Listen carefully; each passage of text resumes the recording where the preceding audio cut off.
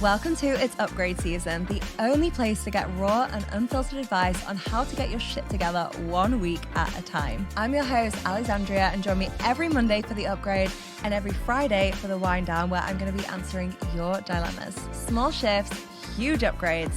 Let's fucking do this. Holy shit. Where do I even begin? Welcome to the new podcast. It is fucking upgrade season, babes, and we are not messing around when it comes to upgrading all the areas of our life. We're talking about our health. We're talking about our wellness. We're talking about our love life. We're talking about our fucking sex life. Nothing is off limits. Probably should be, but it's not going to be off limits. We're going to go there and we're going to upgrade. This is like unhinged girls chats meets manifestation. So you can basically upgrade your life without feeling like it's another thing to add to your to-do list. We're going to be coming in hot with 2 episodes a week. So on Monday, you have your upgrade. This is where we're going to be starting the week off right and helping you step into the most epic version of you. And then we're going to have the wind down. This is your Friday episode where we spill the tea. I'm going to answer your dilemmas and we have that catch up that you've been craving. You guys are key to making this show happen. So I want to hear your dilemmas. Let's get some reviews going so we can get some super epic guests on. Send me your questions. We've got a WhatsApp going. You can voice note, you can message. They'll be kept anonymous, but I want to be answering your questions. I don't know about you, but I have just reached a point of personal development fatigue. Like, I want upgrading my life to feel fun again, okay? So we're going to be focusing on small upgrades, huge shifts in your life, and we're going to have fucking fun whilst we're doing it. So, because it's the first episode, we are celebrating. I am going to open this bottle of fizz. If you're wondering how inappropriate this is, hang on, wait for the pop. It's 9 a.m., okay? But we're going to go there. And let it be known, there was non-alcoholic available. I went for the alcoholic version. So that's where we're at. This is what we're doing. So I have actually decided to do something fucking insane. So for this first week or two, we'll see how long I'll keep this up. But I am going to be offering you my Design Your Soul Yes Life program for free if you leave as a testimonial. So let us know what you think of the episode. Let us know what you want to hear more of as well. Take a screenshot, DM me on Instagram, leave the word review. I'm over at I am Alexandria Maria, and I will be sending you over my Design Your Soul Yes Life course, which is worth $297. So it's insane. It's amazing. Jump on that. So I've actually decided to do something if you leave us a review and leave us a testimonial of this podcast, we are going to be gifting you my Design Your Soul Yes Life program for free. All you have to do is jump onto whatever platform you're listening to this on. I'm personally an Apple Podcast girly. I do like on Spotify that I can give a little stalk, have a little watch of the video, so maybe I'll convert, who knows. Whatever, whichever platform you're listening to this on, jump out, go leave us a review, take a little screenshot and DM at me on Instagram. I'm over at I am Alexandria Maria. If you don't follow me already, the link's in the show notes. And we're going to be getting that course over to you for free. And it's going to show you how to upgrade your entire life. And whilst you're at it, send it over to a friend that you think would love to listen to this as well. I think it's so fun when you can share a podcast experience with your friend. So one of my friends, Natalie, actually got me into this podcast called Nip Tuck. It is fucking brilliant. And it's so much fun because we will like message each other about the episode we just listened to. We actually went to the live recording when we were in London. And speaking of live recordings, we have our first live event here in Austin. I'm going to be interviewing 2 of my best friends, Natalie Ellis and Mel Wells, and I am so excited. And it's going to be the first of many, you guys. We're going to be doing it in London. I want to do one in LA. We're going to be taking Upgrade Season on tour. Okay. Let's get into the episode. So, first, a drink. Can I just say I've earned this drink? We had a fucking disaster this morning. And I am going shopping after this because we went to go hit record. I thought I'd come cozy today. I thought, you know what? I'm going to come in joggers. I'm going to come in a jumper. I'm going to keep it real. It's going to be cozy vibes. I'm going to sit here. I'm going to chat to you guys. And we looked in the camera and I looked like the Michelin Man. okay? There was poof everywhere. And God bless Logan, because he was honest with me. He was like, there's a little bit of poof going on. Fear not, I have another outfit. I think I'll go try on my other outfit. We'll sit in the chair, all will be good. No, the other outfit's a fucking disaster as well, okay? So we've been through it. It's like 9:30 a.m. and we've been through it already. So not only am I cheersing to upgrade season, I feel like I deserve this right now. But I just wanted to bring the fun back into this, and I really thought it'd be great for this first episode to just have a bit of a catch up, because the last 2 years have been a fucking whirlwind. So much has happened. So much has changed. My life has changed. I've become a mum. My business has changed. My identity has completely shifted.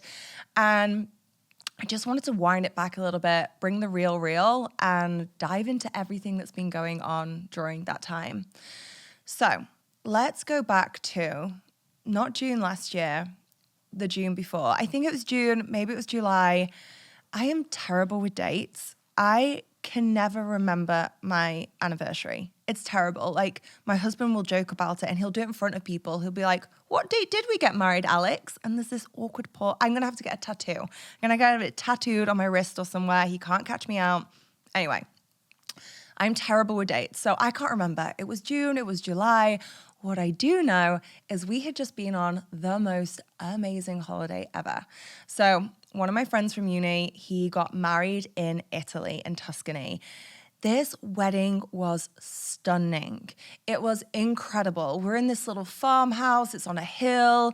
The food is just the most amazing Italian food. I'm with all my uni friends. They are so much fun. We are having a hoot. And this is like a 4-day wedding. Now, I feel like some people complain when people get married abroad. They're like, oh, I got to travel, I got to do this. I fucking love it. I'm like, go for that abroad wedding. There is nothing better than getting like 4 days just being rowdy as hell with your friends and just having that quality time together and that celebration and that love energy. It's just the best thing ever. So we've been in Italy, been at this amazing wedding, 4-day love fest. And then we are going to Ibiza. We're meeting some friends in Ibiza. And I'm normally pretty on it. I track my cycle. I've tracked it for years.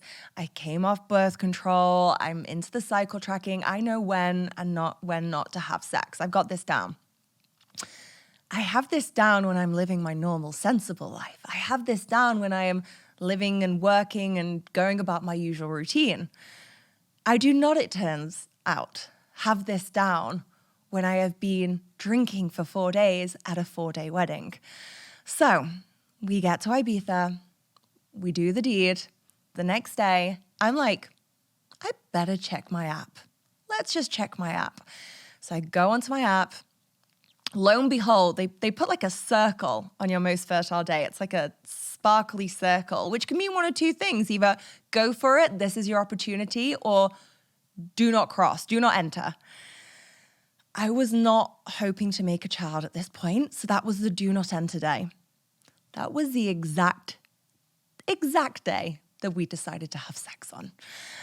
But it's okay. We have the conversation. I'm like, hey, I just checked my app. This is what it's saying. And me and Jake, we're pretty chill. We're like, no one gets pregnant like that. You know, it'll be fine. I'm sure it'll be fine. So I carry on in Ibiza like a non-pregnant lady, and I will let you fill in the gaps of what that means. So I'm in Ibiza. This thing has happened. I don't think I'm pregnant. We get back to Miami, and I'm really tired, like super, super tired. Just keep falling asleep at 7 p.m. Jake's like, it's probably the jet lag. I'm like, you don't get jet lag this way from Europe. It should be the other way around. I should be being awake. But anyway, I'm tired. Whatever. And I'm thinking back and I'm thinking, I better just check. I'm not pregnant. I don't think I am, but I better just check. So I go down to Walgreens, CVS, whichever one it was, and I get a pack of pregnancy tests. And I get 2 pregnancy tests in this pack just because that's the way they come. And it's an early detection one as well because I'm not due on yet. So I'm like, I'll just get the early detection one. I take the test. The test is negative. Great. It's all good. Amazing. Carry on with my week. I say carry on with my week. We went out that week.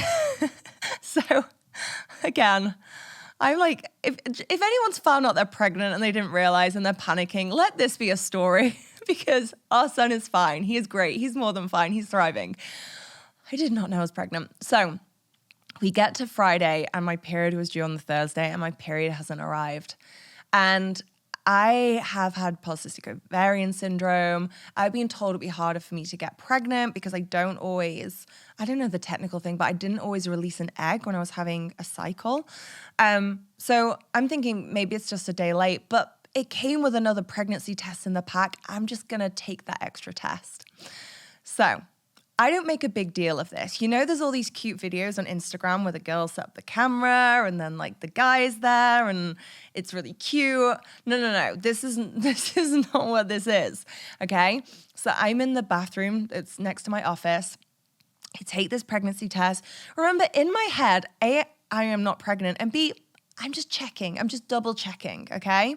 So I take this pregnancy test. I pee on the stick. The stick tells me I'm pregnant.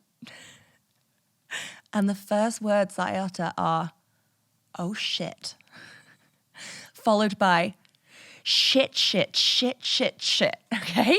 Those are the first words. And I am in shock. I'm in like full blown shock. So I text Jake and I'm like, he's in the gym downstairs in our apartment building. And I'm like, you need to come upstairs now, kiss. Now, let's take a moment for Jake here. Jake's like, I'm clearly in trouble because I'm being summoned back from the gym, or something has clearly happened, okay? Because I'm saying you need to come back now. However, she has put kiss on the end of the message. How do I interpret this? So that lift ride up for Jake, that was a long lift ride. He's trying to work out what on earth has happened at this point. So he comes upstairs, and again, I always thought, you know, getting pregnant, first baby, I'm going to have this cute video. Maybe I'll put like the baby girl in the box. Maybe we'll, you know, have this hidden camera and Jake's like crying and it's so emotional. No.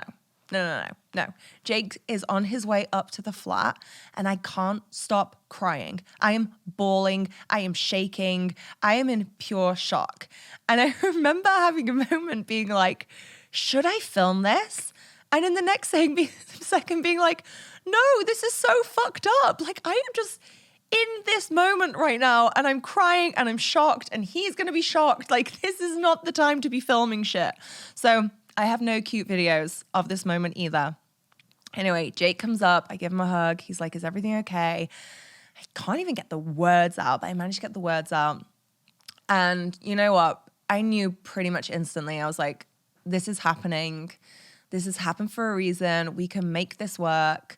And oh my God, I am like beyond, there aren't even words, beyond glad that I felt that trust in that moment. And if anything, I look back now and I think, why were you so scared? And I think I just want to share that with any other mums or mums to be or anyone who finds themselves in this situation. It's so easy to go to all the stuff that could go wrong and all the things you don't have prepared. And, you know, I had a full plan. I am a Capricorn. I had everything planned out. I knew where I wanted my business to be. I knew what I wanted to set up and I knew the timelines we would start trying. This was not fitting in that plan. And in that moment, I just had to let it all drop. I say in that moment, we'll get back into that. But I just had to let it all drop and just trust myself on what I was feeling. And the feeling was, okay, this is meant to be. This is what we're doing. So I'm pregnant. I have an initial shock. I behave like a fucking maniac for the first weekend. I'm in this like shocked state. And my response is to clear out all my toiletries. Like a crazy woman. Like it was weird. I was sat on the bathroom floor. I am surrounded by tubs and tubes and I am manically Googling every single toiletry. Is it pregnancy safe? Because these are the things people don't tell you before you get pregnant. You can't use half your shit anymore. So I am literally sat on the floor surrounded by all my things, manically Googling, can I use this pregnant?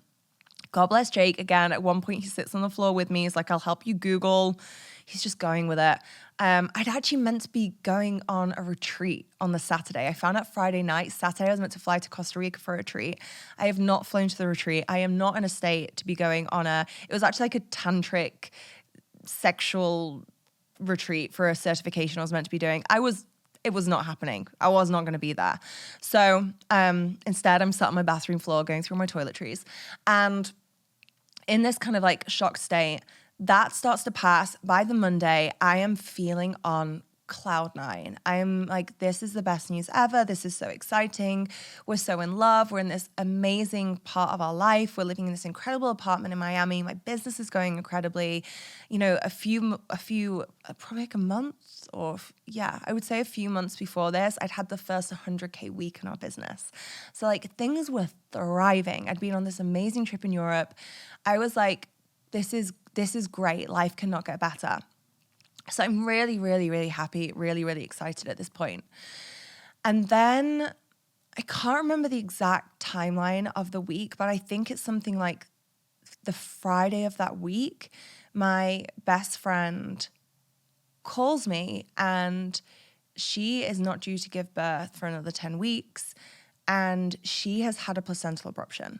So this is a really fucking serious situation. Her fiance has rushed them into hospital. It's her story, not mine, so I don't want to go into it too much, but this is as high risk as it can get. This is really fucking scary. And so that night, we're kind of awake through the night, getting messages, getting updates. Baby's delivered, baby's safe, obviously in the NICU. She's okay. Obviously fucking traumatized, but she's okay. And we get to Saturday. I think it was Friday and this was the Saturday. And I was like, I think we should fly to Austin. So they're living in Austin at this point. We're in Miami. And I just had this feeling. I was like, I think we should just go. Even if we don't see them, I just want them to know that we're there and we can be on the ground and like help with anything that they need, run errands, whatever. So we take this super, super last minute trip to Austin. We come to be in Austin. And at this point, I'm feeling fine. Like, I'm feeling a bit tired, but I'm feeling good. And I found out really early I was pregnant because I took the test like the day my period was missed. So I'm early on. I'm feeling okay. I'm actually on launch the week I'm in Austin. So there's a lot going on. Obviously, there's this whole situation that's happening. And long story long, as the week goes on in Austin, I start to feel fucking terrible. So I had a standard breakfast, and the breakfast was eggs and asparagus and kale. I ate that every single morning. When I found out I was pregnant, I started to put some bread in there because I was like, I just feel like I need a little bit of extra carb. Great. Standard breakfast. And as the week goes on, first the asparagus and kale had to go. The green was no. The green needed to leave. The green needed to leave the plate. And then the eggs start to feel a little bit funny. And in the end, even the bread is triggering me. I am like, ugh, everything is making me feel sick. And not only that, I am feeling really, really dizzy. And I mean super dizzy. I tried to go on like a small walk around the block with Jake and the dog, and I pass out on one of the trails. I am not feeling good. I have to just like sit down for ages. So I'm really starting to feel not great as the week is going on. And it was so quick. I went from having my standard breakfast, eating whatever, to at the start of the week, to the end of the week, I can barely touch food. I'm feeling faint every time I stand up. It is just starting to really hit. And I'm like, okay, the morning sickness is here. This is the morning sickness. Everyone's told me about this. It's going to be okay. Spoiler alert, it was not okay. So by the time I leave Austin, this is how bad it is. Austin Airport, if you've ever been to Austin Airport, it's really weird. It's just like a long line. Although I say it's really weird, I feel like a lot of American airports are like this because Miami's kind of like this too. But it's just like it's a really long line. So if your gate is at the other end, you've got a long walk. And our gate was at the other end of the airport. And again, I couldn't actually physically walk to our gate by the time we left left Austin to go back to Miami. So I really wasn't feeling good. I think it's about, things really blur in my memory, by the way, at this point, because this was just a bad time. And if anyone's been through a time like that, you will know there's almost like this fogginess around the whole timelines, the way things unfolded. So if I ever sound a little bit like I'm struggling to find the days, it's because I am. Like I can't quite fully recall the timelines, but I'm going to do my best. So we get back to Miami. I'm really not well. I'm getting worse and worse and worse. And it's getting to the point where I just can't eat anything. Like I can't even put food near my mouth, water, no, everything. Any smell is an absolute no-go. Jake stinks to me, and I will come back to this soon because God bless that man again. Jake did not smell, but to me, it was this weird smell. And so just really quickly, things start to get really, really bleak. And I actually had a day, and I remember this really clearly, and Jake was really worried about how little I was eating. I was getting like dried Rice Krispies and things like this, and he tracked my calories, and I think it was like 300 calories for the day that I'd eaten. Bearing in mind I'm pregnant at this point as well, and he was like, this isn't okay, like we need to get you eating. I actually have a funny story on this. I'm just gonna have to tell this story. So Jake's on a mission, get Alex to eat. And it gets to dinner time one day. I haven't really eaten all day. And he's like, what will you eat? He's like, name me anything. I will get it for you. Just like, tell me what you want and I will make it happen. So I'm very carefully trying to go through my mind and find things that I can eat. And a ham and cheese toastie on the whitest of white bread, like the tackiest bread. I'm like, I think I could stomach that. I think that could go down. But it's specific. Like the toastie needs to be in the triangles from like the proper toastie maker. It's so specific the way that I'm going to be able to stomach this toastie in my mind. So Jake goes out to Target to get a toastie maker. Now, you can see on Google, you know, when it says one available so many miles away, you can see on Google there is a toastie maker available at this Target. Well, Jake tried to return without a toastie maker. And hell hath no fury like a pregnant woman who has not eaten in days and has a toastie in her mind from a very specific toastie maker. I don't even want to let that man in the apartment. He's like, I'm so sorry. I don't know what to tell you. I know it says it online, but like there's no toastie maker there. And I'm like, I can't believe I said this. I'm like, I want solutions, not problems. So this poor man goes back to Target and he's like pleading with the people in the shop at this point. He's like, look, it's saying there's one in stock. I need to find this toastie maker in this store. And he finds it. He finds it like someone's dumped it on the end of an aisle on a shelf. He finds his toastie maker. He returns with a toastie. I managed to eat down the toastie. It's a big win. We're like, great, you know, that was a good win. So the next day it gets to dinner time and Jake's like, okay, I know what to do. I know the drill here. I'm gonna make her a toastie, tacky white bread, ham, cheese, plain. We've got this down. He serves it up. Feeling queasy, but I'm like, thank you. I take a bite. I kid you not. I projectile vomit everywhere. Get that toastie maker out of my sight. I couldn't even look at the machine. Even the machine made me feel sick. So this man has gone on this mission to find this toastie maker. He's found the holy grail. He has found the toastie maker. He's made the toastie. And by the next day, the toasties are out. And not only that, the machine has to be shoved to the back of the cupboard, never to be seen again. It is banished. So that's where we're at.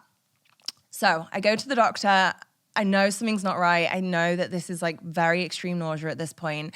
And I had quite a bad experience at the first doctor's. I don't feel fully ready to share that story and just how bad I was feeling, but it was bad. And they essentially said to me, we can't do anything. Like, this is morning sickness. I remember the doctor actually fucking joked to me and went, maybe you're having a girl. It wasn't a girl, it was a boy. Just so many things. Anyway, I don't have a good experience, but I'm like, no, you don't understand how bad I'm feeling. They seem to get it eventually, and they put me on one medication. And I was trying everything holistic at this point, I just want to say. I tried fucking ginger. Oh my God, please. If you ever ever meet a pregnant woman with morning sickness or with HG, please do not suggest ginger. Please, she will want to punch you in the face in her head. She won't, hopefully. But oh my God, the amount of comments, have you tried fucking ginger? Yes, I've tried ginger. I had ginger chews. I had ginger sweets. I had boiled ginger tea. I was gnawing on raw chunks of ginger. I tried it all. Ginger was doing nothing.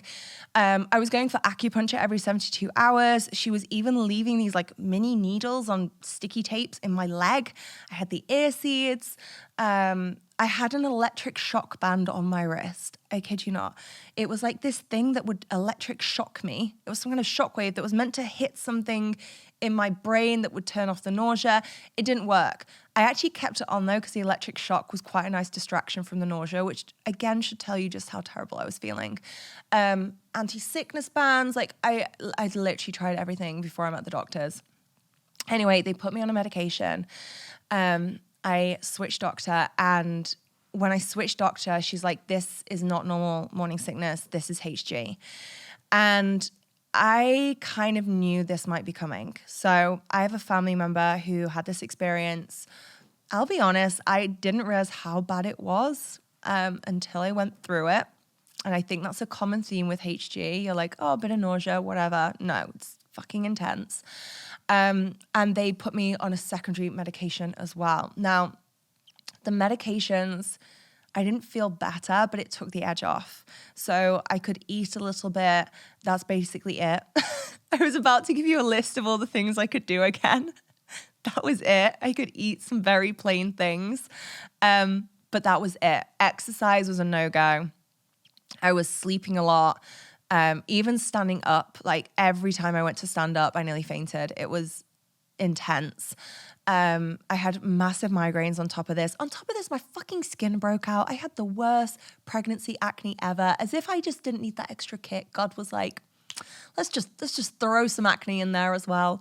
But I'm going to try and explain the experience of HG. So HG is like the worst food poisoning of your life. You know that kind of food poisoning where you black out for 24 hours because you're just lying in this pit of like the toilet and the bed? It's like that level of food poisoning on top of the worst hangover of your life, because like any loud noise or bright light, we're living in this Miami penthouse with these windows. I am wearing sunglasses in my own house. I am walking around the house in sunglasses because the light is a trigger, okay? Loud noises, bright lights, any smell, anything, like anything, food, laundry detergent, perfume, body lotion, hair shampoo, even toothpaste, everything is like a no-go. Okay, so it's like the worst food poisoning on top of the worst hangover. And then, fuck it, you're on a boat as well. The boat's rocking and you've got seasickness because every time you stand up and every time you're moving, I remember even just sometimes sitting forward in bed, I would be like heaving. It was so intense. That is the level of nausea that I was feeling 24/7. And it is literally 24/7. Who the fuck made up morning sickness? I know from women who had normal morning sickness, not HG, it's not just in the mornings, okay? It can be any time of day. But this truly is 24/7. Like I'd wake up in the middle of the night and I'm like, ugh. There is just no respite from this sensation of total, utter nausea. And honestly, it was one of the hardest experiences of my entire life. And I couldn't fully articulate that to anyone at the time. And I couldn't fully articulate it to anyone afterwards for a really long time because I was just in pure survival. I was just trying to get through the next 5 minutes, the next 10 minutes, the next hour, the day, the week. Time has never gone so slowly in my entire life. And nothing helped. And I truly mean that. The medication, it took the edge off. I could definitely stomach a bit of food. I could stomach some water, but nothing took it away. Nothing made it stop. I didn't have any days where I was like, oh, I actually feel good today. No, it was constant. I felt, and I'd add this to the description actually, I felt like I was being poisoned from the inside constantly. Like genuinely felt like I was being poisoned. And I couldn't talk about it. I just didn't have the energy to explain to people how bad it was, how I was feeling. I was just in pure survival.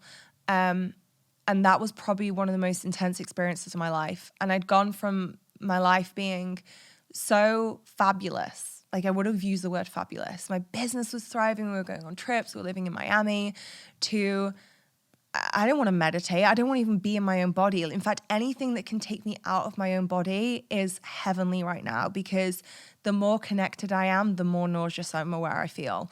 So I can't meditate. I can't exercise. We all know how good exercise is good for our mental health. I can't exercise because it makes me even worse. It makes me sick. Just even like reading, I couldn't read. And I forget half these things. I didn't read a book for like 6 or 7 months because the words on the page were just so nausea inducing. All these things just got stripped away, and it felt so quick. It really was the space of 1 to 2 weeks. It just got so intense, and it was such an intense experience. And I think that is a lot of the reason why as well I didn't share I was pregnant for so long. I was having these complications. I was obviously having secondary complications from this. I had malnutrition at one point. My thyroid was fucked. I had a miscarriage scare during all of this as well, which was actually a burst cyst. There was just so much going on. I just didn't have any capacity to share that and to honestly share what I was truly going through. I just had to be in the experience. But I want to share that now, because I also think it's really important for other mums who are experiencing it. HG is meant to be this rare condition. I swear it's getting more and more popular. I see more and more women struggling with HG, and it really is such an isolating experience. And even though you know, logically, I'm going to give birth at some point and this is going to end, let me tell you, it does not feel like it's going to end when you're in it. It feels like it will never, ever stop. So I just want to remind you, it does end. I remember Googling at 4 a.m, will I always feel sick? Will I ever eat food again? I actually Googled as well, and I asked my family member who's had it as well about this. I was like, will my husband ever smell normal again? Let's talk about the smell thing. So, heightened sense of smell. I already have a really strong sense of smell, and then everything's triggering nausea.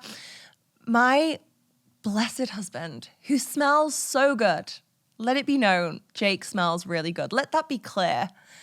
For some reason, he smells like the worst thing I have ever smelled. Like if I go near the man, I gag. Can you imagine how mortifying that is for him and how shit this is for me? Like I am going through the hardest experience of my life, and the person I love the most in the world can't even hug me without me gagging. Like it is terrible.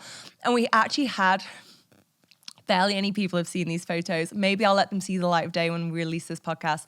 But we actually had like a photo shoot to do the gender reveal. And I'd had to put this off and put this off and put this off because, I mean, I've told you about this experience. There's no way I'm getting on a fucking beach and releasing a cannon and pretending to be happy.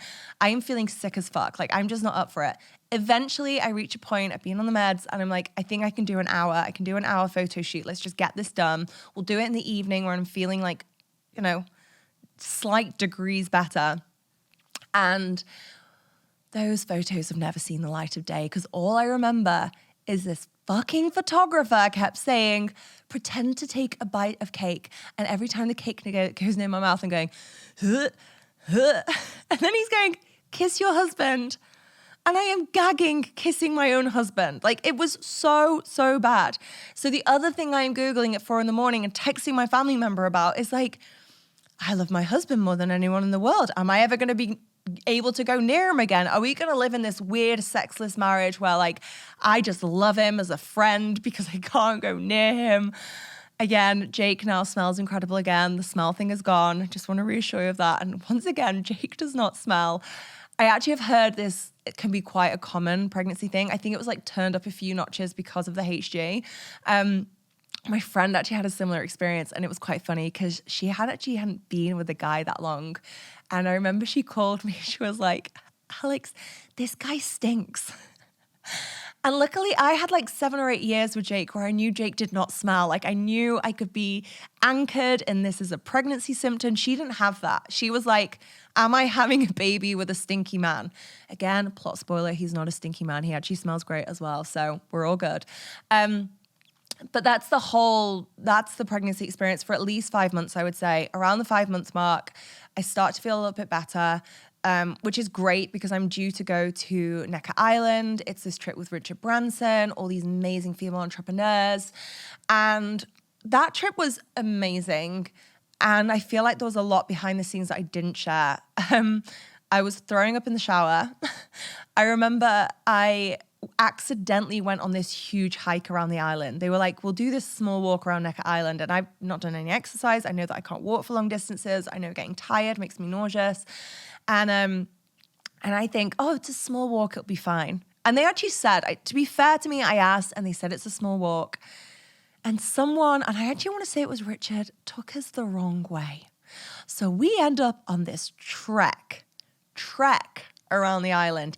It is hot. We're going up and down hills. I make it. I'm a trooper. I'm sick in the shower afterwards, but it's okay. The next day, however, I am so green. I can't talk to anyone. And shout out Caroline, because I still remember my friend Caroline coming up to me. And I'm trying to walk to breakfast because I'm like, just get some cereal in you. Just try and get some food in you. It's going to be okay. Deep breaths. And she's looking at me, walking to breakfast, pale. And she's like, oh, mate. She's like, oh, mate. She can just see it in my face. And I remember I could barely even talk to her. And she just grabs my hand and bless her, she starts trying to press these pressure points. And eventually she just looks at me and she's like, just go and try and eat something. So I just sat at the end of my table, eating my plain waffle. Anyway, it was a game of two halves, put it that way. It was amazing. And I was definitely struggling behind the scenes with it for longer than I think people maybe realize. That nausea, it definitely lessened at the 5 months mark. I kept waiting for 3 months, didn't go. 4 months, didn't go. 5 months, it definitely started to lift a little bit. It was 100% more manageable. But it didn't go for my entire pregnancy. I just learned a set of rules that I had to live my life by. It was like, don't eat this, don't smell this, don't go out for meals, don't wear any fragrances. It was just this whole set of rules that I had to live by. And I didn't realize how much that was stripping me of my entire fucking personality until after I gave birth. So let's go into the labor quickly. I feel like this needs to be a whole episode in itself. I'll try and keep it short, but it was not a short labor.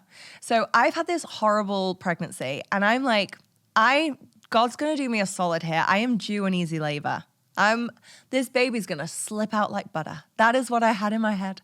I was like, I deserve this. I deserve a good labor. I did not have a good labor. So long story short, I am in labor for 63 fucking hours. I push for 4.5 hours. He is stuck on my pelvis. They'd been asking if I wanted to go for a C-section probably for 24 hours. And I really do feel like this has to be a whole episode because there's so many lessons in this. And I actually wish, this is going to be so controversial, I wish I'd gone for a C-section earlier.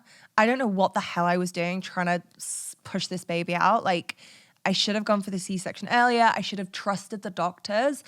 I've got all this stuff in my head that you can't trust doctors and blah, blah, blah. Anyway, I should have gone for a C-section earlier. I didn't. I had a C-section. I struggled during the process. My anesthetic, is that what you call it when the spinal block? It's not working very well by this point. Let's just put it that way. And by the time I give birth, I am just like, it's just been a lot. It has been a lot. But I am thrilled. Leo is here. I've instantly never been more in love in my life, and I'm so grateful for that. With everything that happened in my pregnancy, and I just want to normalize this as well, I did not feel connected during my pregnancy to Leo. I felt protective of him, obviously, because I was carrying him, but I did not feel this deep connection that people talk about. I was not having conversations with my baby, like I was just trying to get through the pregnancy. But instantly I feel this incredible love for him. I am obsessed. And there is a lot going on. I am paralyzed in my left leg. My left leg stopped working during labor. Leo has a fractured nose. He's been stuck on my pelvis, and because I've been trying to push him out, he's fractured his nose. as part of him fracturing his nose, we didn't actually realize at the time, but he has cauterized the vein in his nose. So he actually has a scar on his nose, which was just like a really, really sore looking scab for weeks to begin with. But that's been part of both our labor trauma. And despite all of this, and I'm gonna sound slightly crazy here, but despite the paralyzed leg and the fractured nose and all the rest of it, I am so happy because I just don't feel sick anymore. For the first time in 10 months, I don't feel sick. And it's like the color instantly comes back into my life. Like, I just feel so good. And for a while, I just get to lean into that. And I honestly think I would have really struggled postnatally with everything that was going on if there wasn't that contrast. I think the not feeling sick mentally got me through my left leg isn't working and no one can tell me I can walk again.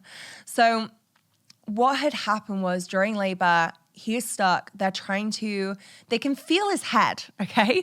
So I'm just going to share some of this because I didn't know any of this went on in labor, but they can touch the guy's head, okay? And I'm thinking if they can touch his head, he's nearly out.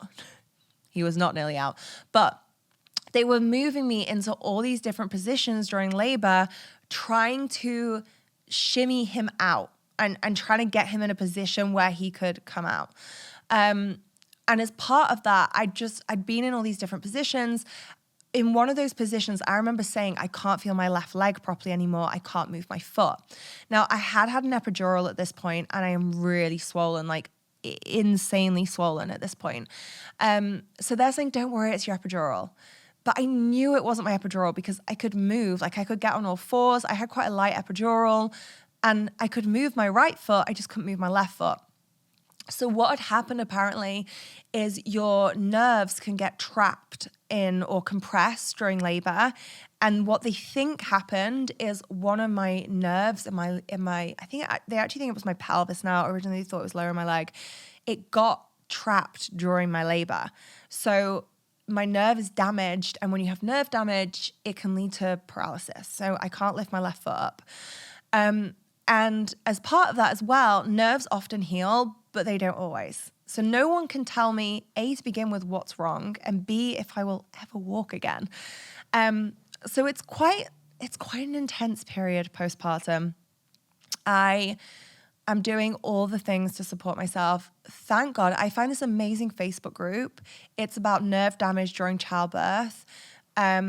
I find all these amazing resources in there. If you ever hear of anyone who, again, this is incredibly rare. So not only did I have HG, this rare thing in my pregnancy, I managed to get this rare complication in my labor. But this Facebook group, and God bless the women in this Facebook group, this was just my saving grace. They were amazing. They had so much information. So I'm doing all the things. I'm doing PT 3 times a week. I'm going to the hyperbaric oxygen chamber 3 times a week. I'm doing red light therapy. And I'm trying to work out how to be a mom. I'm trying to work out how to look after this little being and cope with the fact I have never been more obsessed or more in love in my life. And that's actually really scary. All you want to do is protect them. Everything is fucking terrifying when you're a new mom. So all this is going on. I'm trying to breastfeed. I can't pump. There's just a lot going on. And when I describe it like that, I feel like it sounds kind of intense and miserable, but it's beautiful. Like, I am so happy during this period. It is a really beautiful time.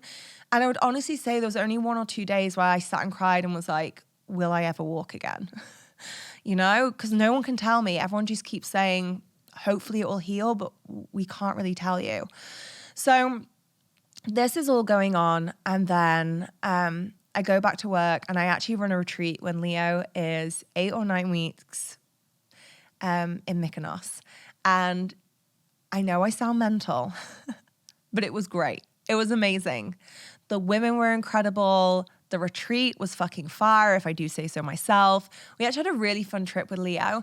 And around the 8-week mark, I started to get some movement in my foot. So I am not fully mobile, but I can walk. Because up until that point, I was trying ankle braces and things like this. It was just really difficult.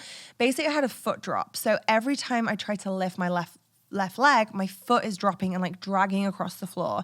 And I've had a C-section. So I'm trying to lift my leg higher to drag my foot, but my stomach it was a shit show. Like, you can just imagine the image of me trying to walk. I actually remember our cleaners came into our house. Our cleaners like the sweetest ever. They don't speak any English, they speak Spanish. So communication sometimes can be difficult.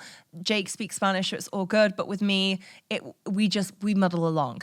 And I just remember like hobbling out of the bedroom, and she's like, like so happy to see me. Every time she saw me pregnant, she'd be like rubbing my belly, and like, Leo's here. She's so excited. She's like the sweetest woman ever. She's like, she's so happy to see me. She's like, yay, like super happy. And then she sees me trying to walk, and this poor woman's face drops. This woman is like, she's horrified. She cannot keep the expression of her face. She's just looking at me horrified, and she's just like nodding. And I remember she tried to give me my slippers to put on my feet, because she was, I think her daughter was there that day, and sometimes her daughter can kind of like translate between us. And she was saying something about like, and I know this to be true, I think this is in like Chinese herbal medicine as well. They say this, like, keep your feet warm, it keeps your womb warm. And when you're healing, it's really good for you. So she was trying to get the slippers on my feet so I wasn't walking on the cold floor in slippers. And I can't get the slipper on to save my life because my foot's not working. It was just, I mean, it's fucking hilarious looking back. So anyway, I'm running the retreat. I can kind of hobble along without looking like I can't walk completely at this point. And yeah, the retreat's amazing. Everything's great. And I carry on this way for about 6 months. For about 6 months, I just carry on basically doing what I was doing before, but with a baby. Of course, there are adjustments in that. Of course, I'm doing a lot less. I actually decided to cancel a lot of my launches and things like this. But I'm just moving through it all. And then at 6 months, I have a coaching session with a friend. So I went into this coaching session, and I just wanted her to refine my funnel with me. I wanted to keep it simple. I was like, look, I've got these programs, these work, this works, da-da-da. Let's just tighten up my funnels. She's a funnels queen. I did not expect what happened to come out of that conversation to come out of that conversation. Like I said, I just wanted her to tighten up my funnels. And she says to me, I know you. You are not excited by this business. And that was the first time anyone had ever said that to me.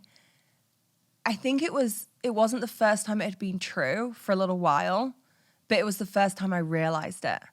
And it was this huge realization and this huge turning point for me. And what I realized was I loved my clients. I adored my clients, but I didn't love my business anymore. And I think I'd been pouring so much into my clients and the business and the structure and the existing way it was. I stopped pouring into myself. I stopped pouring into my own business. I stopped realizing what I truly enjoyed. I was just almost going through the motions of it. And I'm going to do a full episode on how I fell back in love with my business and how you can too. But this was really this realization moment of so much gets to change from this point. So much has to change. And I realized as part of this changing, I had been tightening my grip for so long. I'd been holding on so tight to the business I had pre-motherhood. I had been holding on so tight to this previous identity, this previous version of me. And it was time to loosen the grip, and it was time to let things go. It was time to close things down. It was time to burn down parts of my business. And there is a grief that comes with that. There is a grief that comes with closing down things that you have poured your blood, sweat, and tears, and not only that, but you have poured your heart into. And I needed to go through the grief, and I needed to do it gradually. I needed to do it at a rate that felt right, that felt comfortable. And so that was then the process. Month by month, I would make another decision, I would close another part, and I would go through a grieving process of letting it go, of letting that previous identity go. And it's so interesting. Everyone fucking loves to give you a warning when you're gonna become a mother. I mean, Let's just talk about that for a second. The just you waits. The just you waits when you become a mum. Just you wait till they start teething. Just you wait till they start walking. Just you wait. Oh, I mean, the amount of people who want to bring you down when you are navigating one of the biggest shifts of your life is just fucking wild to me. Fucking wild. And what no one tells you is all the amazing just you waits. Like, just you wait until they smile for the first time. Just you wait till they giggle. Just you wait till they take their first, Leo's just starting to walk at the moment, and seeing him like toddle along on his walker and his face of joy is everything. Like, just you wait till you get to do life with a little best friend that you created for you and your other best friend. It's the fucking best thing ever. So everyone loves to give you these warnings, but I feel like one of the big warnings was, and I do think this can happen, to be fair, I think this is definitely true for some people, is that you will grieve your old identity, you will grieve your maidenhood, you will grieve your freedom. And I think that, like I said, can be true for many people. That wasn't the case for me. Me and Jake, and we were actually speaking about this before we started recording, but me and Jake were together for 7 or 8 years before we had a baby. And let me tell you, I fucking lived, you know? We did Burning Man, we traveled, we went to all these amazing countries, we went to festivals, we went on these wild nights out, we went for amazing meals, we went and had these deep spiritual experiences. We had done so much together, and I'd done so much individually as well, you know? I've traveled around Asia solo, I moved to Australia not knowing a single soul when I was 21. I've done all these things, so I didn't feel that sense of grieving of this previous version of me or my maidenhood or my freedom. Instead, I felt a dedication to bringing in those parts of myself that I wanted to maintain, a dedication to maintaining a level of freedom, but bringing Leo along for the ride, bringing him in for the travel, bringing him in on these adventures with us. And obviously those adventures have shifted slightly. I know some people bring their babies to Burning Man. That's probably not going to be me, but life's still an adventure. It just looks different. It looks like a different kind of adventure. And the just you wait in terms of the identity shift, I didn't feel it in that way. And I actually don't think it necessarily changes who you are becoming a mother. I think it can bring you closer to who you were always meant to be. And that's not to say everyone's meant to be a mother before that gets completely misconstrued. I mean, it brings you back as an individual closer to who you were always meant to be as an individual. You do not have the excess energy and the excess capability to pour into things that aren't 100% fuck yes once you have a baby. And as part of that process, so much starts to fall away. So that was the process I was in. I was realizing I didn't even realize these things had been micro draining my energy until I didn't have that energy to give. And now they didn't. It was this turning back inwards and thinking, okay, who do I want to be? How do I want to show up to my life? And this really began this whole process of shifting identity. So whenever I'm thinking about manifestation, whenever I'm thinking about upgrading my life or shifting into the next level of possibility, I know that change has to come from an identity level. And the way that I always think about this is the be, do, have model. So often we fall into the trap of thinking, when I have the thing, I will be the person who does the thing. So when I have $1 million, I will be the person who goes and builds a business or writes the book or does the thing, and I will do that thing. I will start the business, I'll write the book. Or we think once I have those things, I will be the person who does those things. So once I have that award or that particular accolade, I will be that confident person who does things like goes and stands on stage and does talks, okay? So we think that we need to have the thing or do the thing in order to be the thing, be the person. But the shifts need to start at the be level, at the identity level. We have to step into being the person who does the thing, who then has the things that we desire. So I knew at this point, if I wanted to have a different reality, and if I wanted to go about things differently, if I wanted to do the doing in a different way than I'd done before, I needed to shift who I was being. So I want to share with you a little bit about what that process looked like, and also how you can implement it in your own life if you you are navigating an identity shift right now, or you just know more is available to you and you're ready to step into that. As part of this identity upgrade, I focused on 3 key things. And the first thing was I got super clear on who I needed to be in this present moment in order to create the reality that I wanted to create in the future. Number 2, I reconnected to myself on a deeper level than ever before. And 3, I allowed my visions to change and evolve given this new chapter of my life. Okay, so first of all, I got super clear on who I needed to be in this present moment in order to create the reality that I desired in the future. I think this is a trap that we can fall into, and it's like the daydreamer energy, okay? We're so busy thinking about this future reality that we're going to create, we forget to be present in this moment right now. And we forget to show up in the energy of the thing that we want to create right here, right now. So as much as part of this was projecting to the future and saying, okay, working backwards, if I want to create this reality, here's who I need to step into being.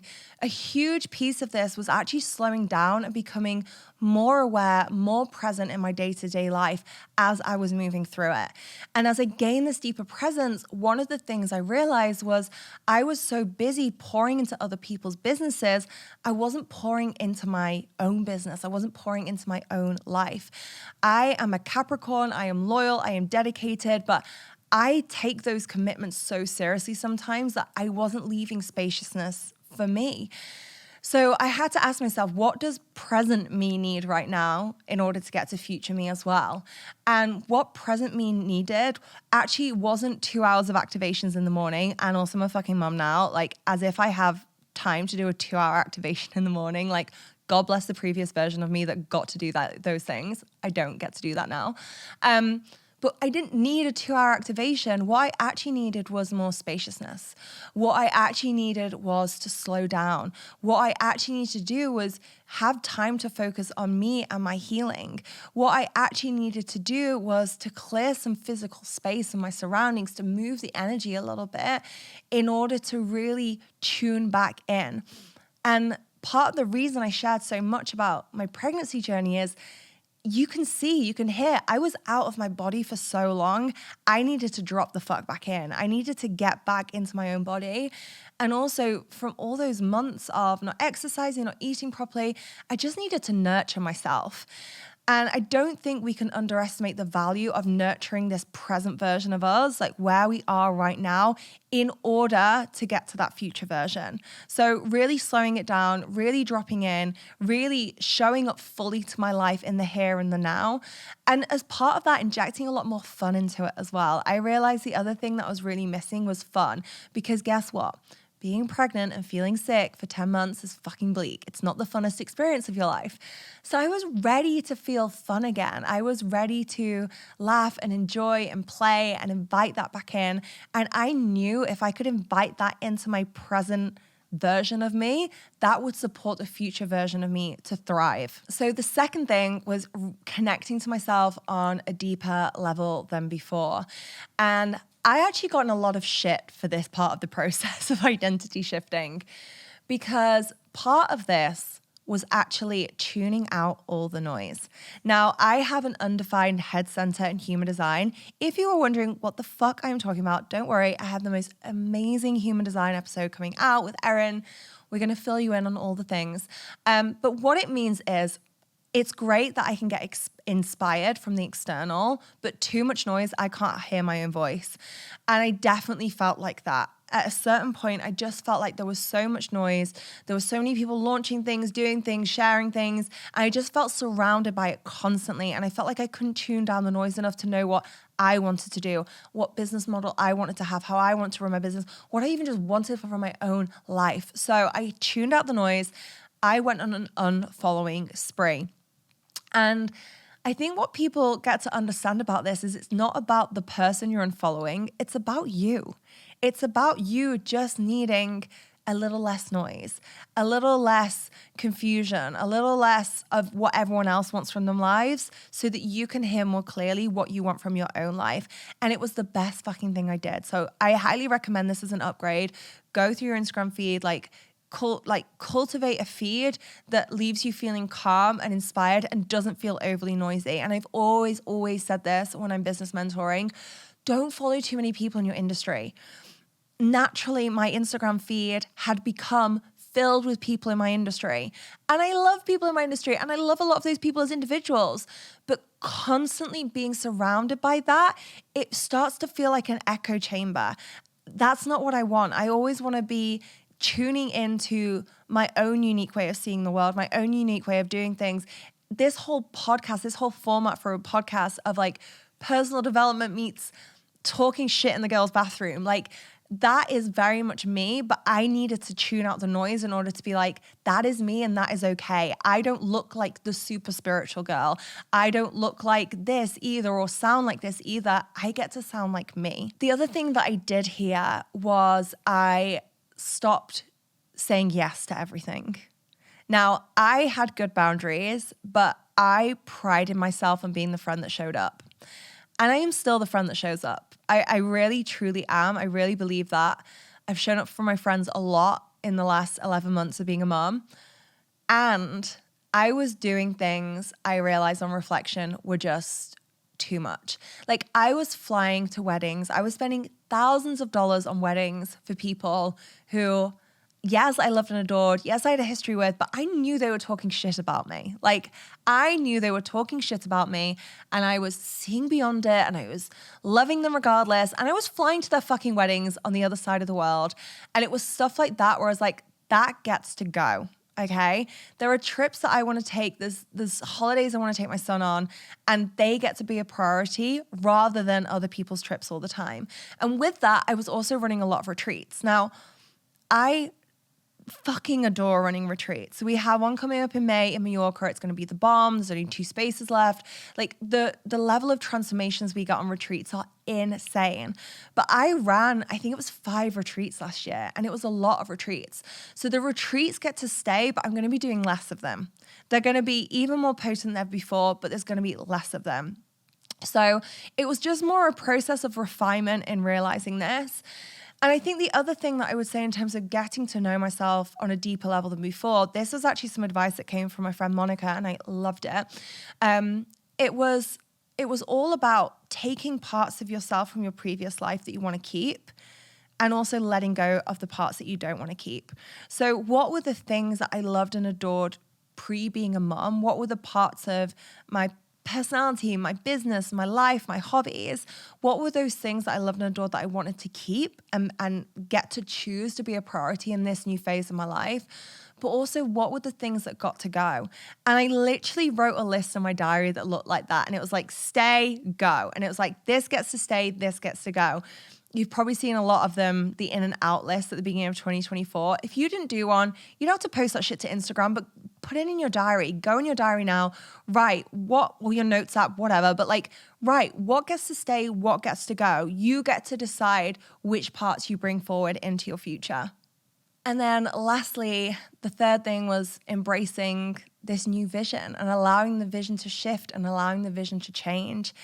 I think we're often taught that a changing vision is a failure and that we should have this North Star and we should be so focused on it and so dedicated. And I think to a certain extent that gets to be true. And I think we are honoring a past version of ourselves rather than honoring a future version of ourselves when we are gripping onto old visions.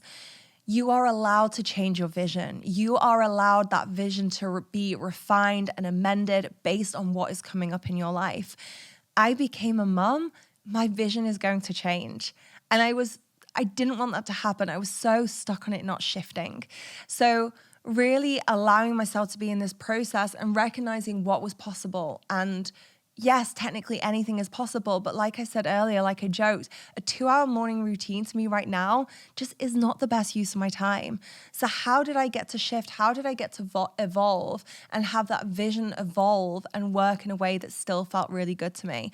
And this was actually a really good exercise I did with Jake too. I really recommend doing this with your partner if you're in partnership and you have kids, or even if you don't have kids, but like, what are the things that you both want to do? Like, what is the shared vision, but also what are your individual visions, and how can you meet yourself where you're at with those visions right now? As part of this third step as well, I just had to let so much shit go. I am talking about, yes, parts of my business, yes, things that I was doing, but also physically, okay? So I joke that I'm a bougie minimalist, okay? I like nice things, I like things, but I don't like too many of them. Too much clutter, too much noise, just like following too many people on Instagram. I can't hear my own thoughts, I don't feel calm.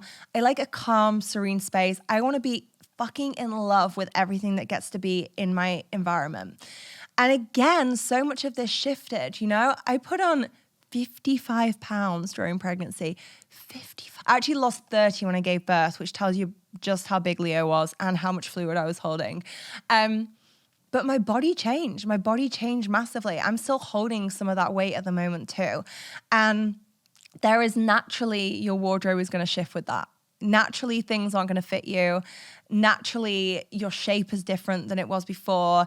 I honestly never had a tummy. I had bum, I had thighs, I had legs, but my tummy was always slim.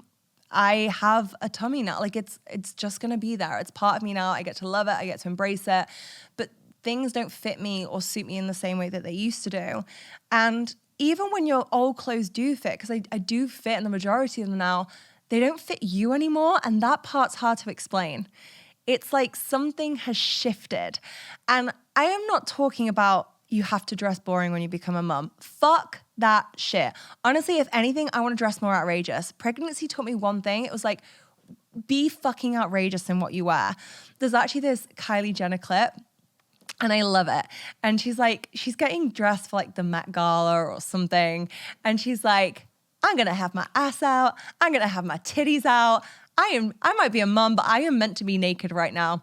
And Kylie, I took that as inspiration. I was like, I don't think you have to dress boring, but something does shift. You do just want to dress differently. Your whole identity, your personality, everything shifted. So things naturally shift. But like I say, that doesn't mean boring. Let this be your permission slip. Like, I mean, granted, I look slightly like the Michelin Man, but I'm sat here in a bright pink tracksuit. Like, it gets to be fun. It gets to be whatever you want it to be. But that was definitely part of the process of moving through identity, letting go of old things, letting go of old parts of my identity, moving into this fresh identity and having a massive clear out. If you haven't had a clear out in a while, go do it. It is so good, not just for the physical space around you, but for the energy. It clears space. It allows space to welcome in new things, new ideas, creativity.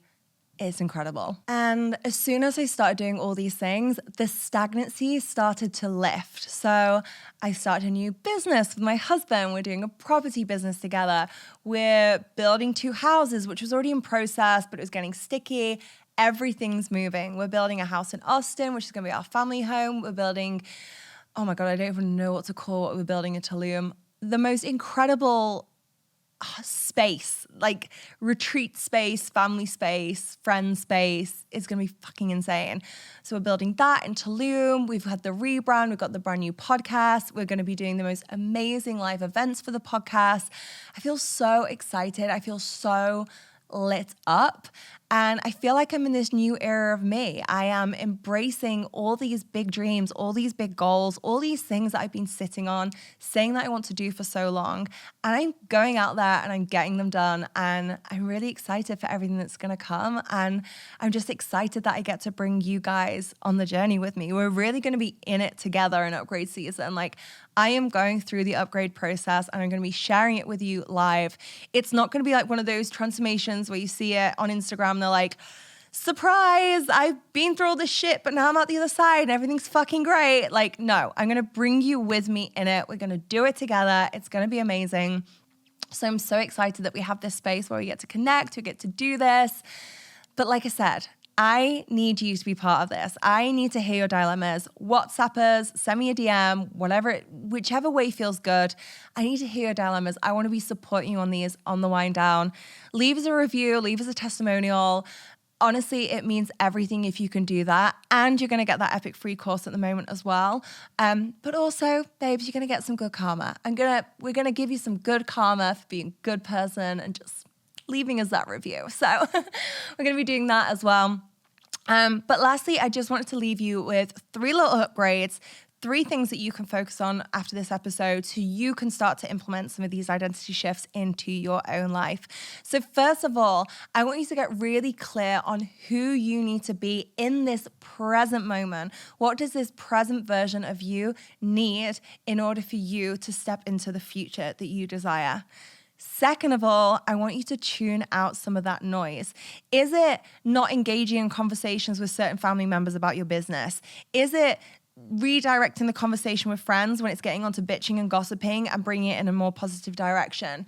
Is it that you are going to go on an unfollowing spree on Instagram or clear out the podcast you're listening to or the music that you're listening to? Start to tune out some of that noise so you can drop it in with yourself.